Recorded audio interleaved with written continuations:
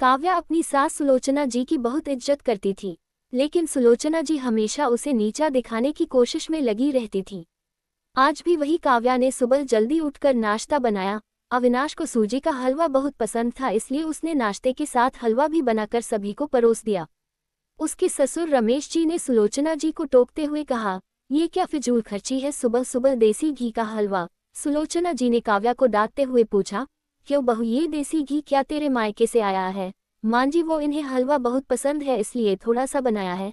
ये कहकर काव्या अविनाश की तरफ देख रही थी, शायद वो कुछ बोले। तभी सुलोचना जी ने कहा, मैं सब जानती हूँ, मेरे बेटे का बहाना करके खुद खाने का मन होगा। अविनाश चुपचाप नाश्ता करते रहे। काव्या की आंखों से आंसू छलक गए। इससे ज्यादा बुरा तब लगा जब अविनाश बिना हलवा खाए ही ऑफिस के लिए चल दिए।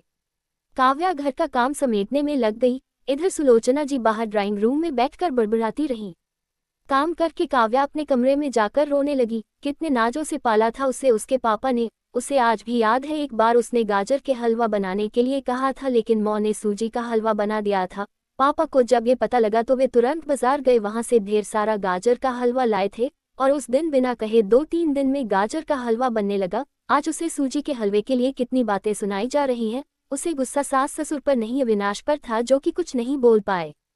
शाम को जब उसने अविनाश से शिकायत की तो वो बस इतना ही बोले, इस घर में केवल मौं की पसंद का खाना बनता है, आगे से मेरी पसंद का कुछ मत बनाना। काव्या ने अविनाश से बात करनी बंद कर दी। आखिर क्या कसूर था काव्या का? यही कि वह अविनाश से बहुत प्यार करती है। इसी तरह कुछ दिन बीत गए। एक दिन काव्या ने सुलोचना जी से कहा, मां जी, मैं अपने घर जाना चाहती हूँ कुछ दिन के लिए, अगर आप कहें तो आज ही चली जाऊं। कई दिन पहले मौं का फोन आया था, कह रही थी पापा की तबीयत ठीक नहीं है। सुलोचना जी, वहां जब भी जाती है 1 सप्ताह से वापस नहीं आती। घर का काम कौन करेगा? तेरे ससुर और मेरा बेटा शाम को थक हार कर घर आएंगे, यहाँ उन्हें खाना भी नसीब नहीं होगा। मुझे तो चक्कर आ रहे हैं, मैं खाना नहीं बना सकती। जाना है तो एक दिन के लिए चली जा। काव्या मन मारकर एक दिन के लिए पीहर पहुंच जाती है। वहां पहुंचकर उसे और भी आश्चर्य होता है। भाभी, मम्मी पापा कहाँ गए? काव्या ने घबराकर पूछा।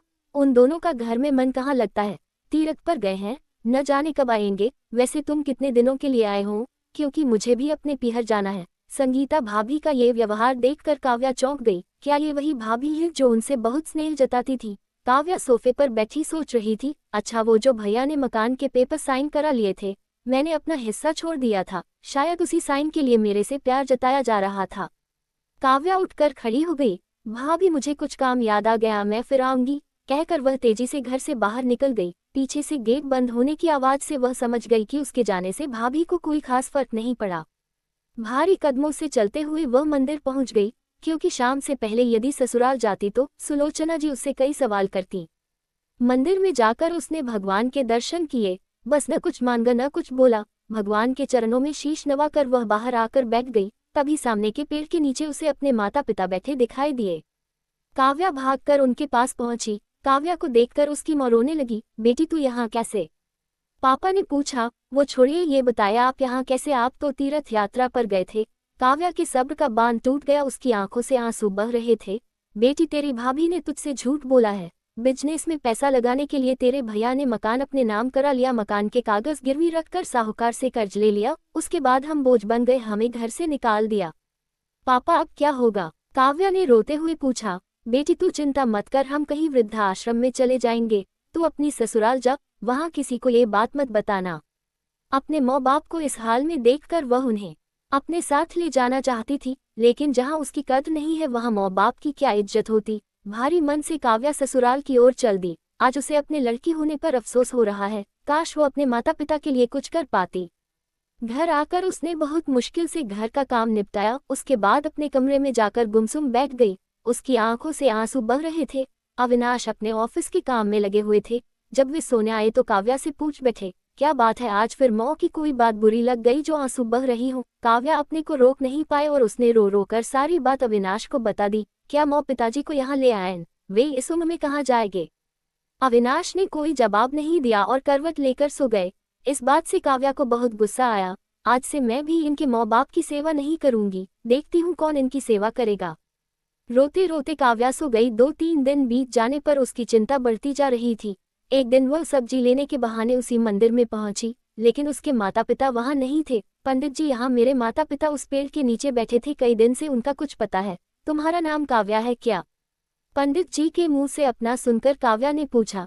जी हो, लेकिन आपको कैसे पता? तुम्हारे माता पिता ने ये पता दिया था और कहा था वे अब यहाँ रहते हैं। काव्या ने पता देखा, वह यहाँ से कुछ दूर का था। काव्या ने मंदिर के बाहर निकलकर ऑटो रिक्शा किया और उस पते पर पहुंच गई। दरवाजा खटखटाया तो एक लड़की निकल कर आई। यहाँ का पता मुझे पंडित जी ने दिया है। काव्या बोली, आप काव्या दीदी हो, अंदर आ जाओ। काव्या को कुछ समझ नहीं आया। वह अंदर गई तो देखा उसके माता पिता सोफे पर बैठे थे।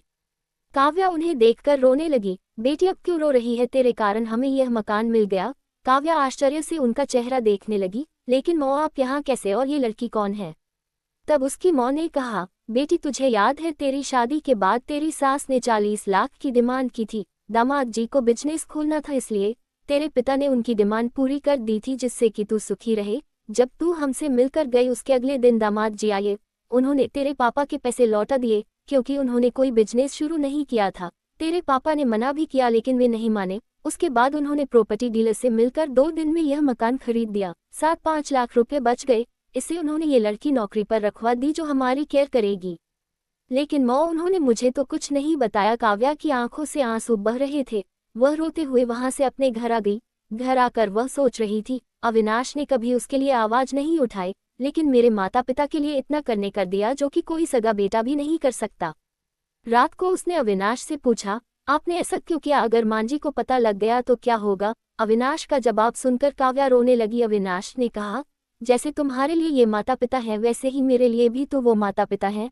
मैंने पैसे लेते समय ही सोच लिया था कि एक दिन ब्याज के साथ सारे पैसे लौटा दूंगा, लेकिन जब बिजनेस शुरू नहीं हो पाया तो मैं इन पैसों को अपने पास रखकर सही समय आने का इंतजार कर रहा था। अगर मैं तुम्हारे माता पिता को अपने घर ले आता तो उनका आत्मसम्मान हर दिन उन्हें धिक्कारता। बेटी के घर वे रहना पसंद नहीं करते, वे अपमानित न हों, इसलिए मैंने ये सब किया।